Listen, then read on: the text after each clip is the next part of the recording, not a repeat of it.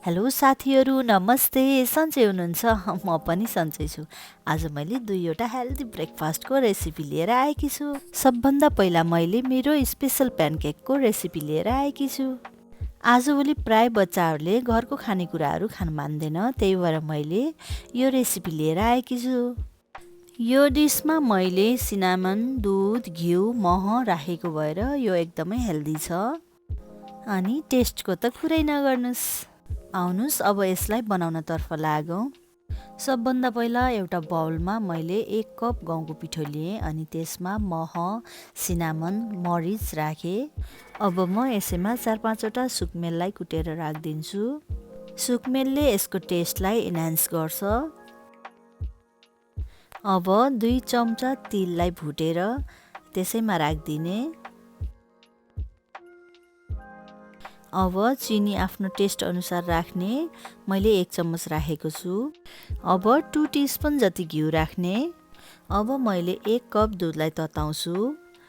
दुध तातिसकेपछि अघिको मिक्सरमा थोरै थोरै गर्दै त्यो दुधलाई राख्छु अनि ब्याटर बनाउँछु।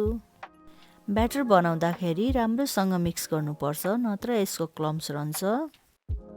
यो ब्याटर धेरै रनी हुनु हुँदैन र धेरै थिक पनि हुनु हुँदैन। स्मुथ ब्याटर बनाएर रेडी गर्नुपर्छ हामीले। अब ब्याटरलाई 10 मिनट जति ढाकेर राखिदिनुपर्छ।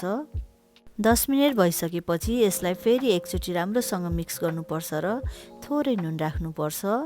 त्यसपछि फेरि यसलाई राम्रोसँग मिक्स गर्ने। अब प्यानकेकको ब्याटर पकाउनको लागि रेडी भइसकेको छ। अब एउटा प्यानमा घिउ अथवा बटर राख्ने।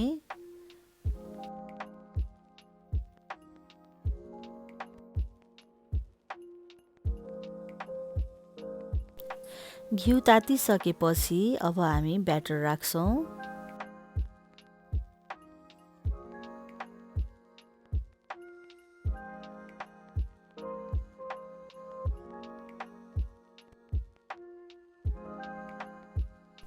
मैले यसमा चिज पनि राखेको छु। यो अप्सनल हो। हजुरको बच्चालाई मनपर्छ भने राख्न सक्नुहुन्छ, नत्र यसलाई स्किप गर्न पनि सक्नुहुन्छ। चिजको माथिबाट फेरि मैले 1 डाडु ब्याटरलाई राखेको छु।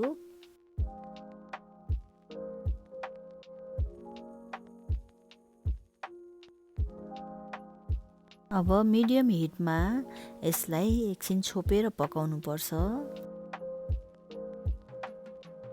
जब एक साइड पाकिसक्छ, यसको कलर चेन्ज हुन्छ, त्यसपछि हामीले यसलाई अर्को साइड फ्लिप गर्छौँ। दुवै साइड राम्रोसँग पाकिसकेपछि हाम्रो प्यानकेक तयार हुन्छ। यसै गरी अरू प्यानकेकहरू पनि बनाउँदै जाने। प्यानकेक रेडी भइसकेको छ। अब यसलाई दुधसँग बच्चाहरूको लागि सर्भ गरिदिनुहोस्। आई होप हजुरहरूको बच्चालाई यो रेसिपी एकदमै मन पर्नेछ। एकचोटि बनाएर ट्राई गर्नुहोला। अब हाम्रो अर्को रेसिपी काउलीको पराठा र काउलीको पिज्जा। बच्चाहरूलाई पिज्जा एकदमै मनपर्छ, त्यही भएर मैले त्यही पराठामा पिज्जा बनाइदिएको साथीहरू। यसको लागि सबभन्दा पहिला मैले काउली लिँदैछु। सबभन्दा पहिला काउलीलाई काटेर मसिनो मसिनो पिस बनाउने। त्यसपछि यसलाई दही पखाली गरेर मिक्सरको जारमा राखेर पिस्दिने। अनि एउटा कराईमा 2 चम्मच जति तेल लिने। तेल तातिसकेपछि अलिकति जिरा फुराउने।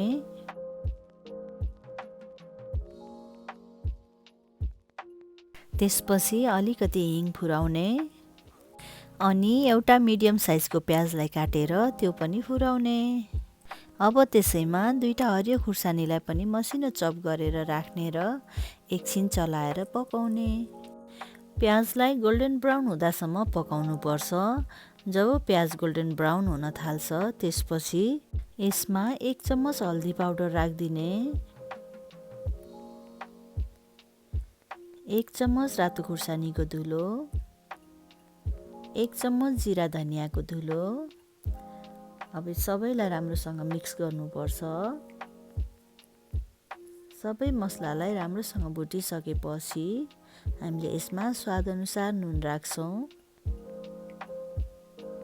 नुनलाई पनि मसलामा राम्रोसँग मिक्स गर्ने। अब यसमा पिसेको कलिफ्लावर राखिदिने। त्यसपछि राम्रोसँग जतासुकै मसला लाग्ने गरेर यसलाई चलाउने। काउलीमा मसला राम्रोसँग मोलिसकेको छ। अब मैले म्यास गरेर राखेको बोइल पटेटोलाई राखिदिन्छु। यसलाई पनि राम्रोसँग मिक्स गर्नुपर्छ। अनि त्यसपछि मसिनो गरेर काटेको हरियो धनियाँलाई राखिदिने। अब हाम्रो स्टफिङ तयार भइसकेको छ। यसलाई एकछिन चिसो हुनको लागि छोडिदिने। चिसो भइसकेपछि पराठा बनाउनको लागि हाम्रो स्टफिङ तयार हुन्छ। पराठाको लागि मैले गहुँको पिठोको सफ्ट डो बनाएर तयार गरेकी छु। अब आफूले कत्रो पराठा बनाउने हो त्यही अनुसारको डो हातमा लिएर त्यसलाई कचौरा जस्तो बनाएर त्यसमा स्टफिङ भर्नुपर्छ।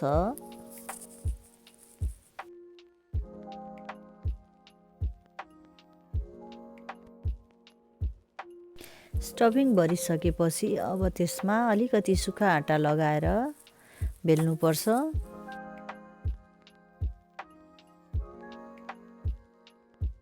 रोटी बेलेर रेडी भइसकेपछि तावालाई तताउने। तावा नतातुन्जेल अलि हिटलाई ठुलै गर्नुपर्छ। त्यसपछि तातिसकेपछि त्यसलाई मिडियम गरेर रोटी तावामा राखिदिने। पहिलो साइड एकछिन पकाइसकेपछि त्यसलाई फ्लिप गर्नुपर्छ। साथीहरू, पहिलो साइडभन्दा दोस्रो साइड अलि बढी पकाइन्छ।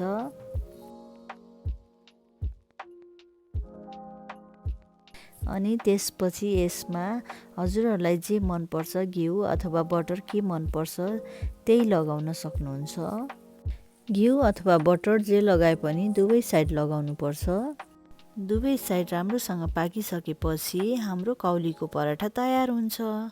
अब म अर्को पराठामा चिज राखेर बनाउँदैछु साथीहरू। बच्चाहरूले जहिले पनि पिज्जा खाने भन्छ के साथीहरू। त्यही भएर मैले यसो आइडिया लगाएँ। यही पराठामा माथिबाट सस राखिदिएँ। ससलाई जतासुकै राम्रोसँग फैलाउनुपर्छ। त्यसपछि ग्रेट गरेर राखेको चिजलाई पनि यसै माथि राखिदिने। अनि साइडमा घिउ अथवा बटर लगाएर एकछिन ढाकेर यसलाई पकाउनुपर्छ। यसो गर्दाखेरि चिज राम्रोसँग मेल्ट हुन्छ। हाम्रो चिजी पराठा अथवा काउलीको पिज्जा तयार भयो।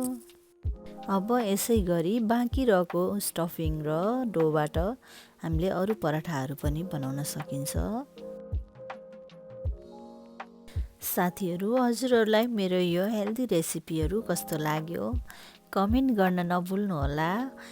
हजुरहरूले पनि घरमा एकचोटि अवश्य ट्राई गर्नुहोला र मेरो यो च्यानललाई लाइक र सब्सक्राइब गर्न पनि नभुल्नुहोला।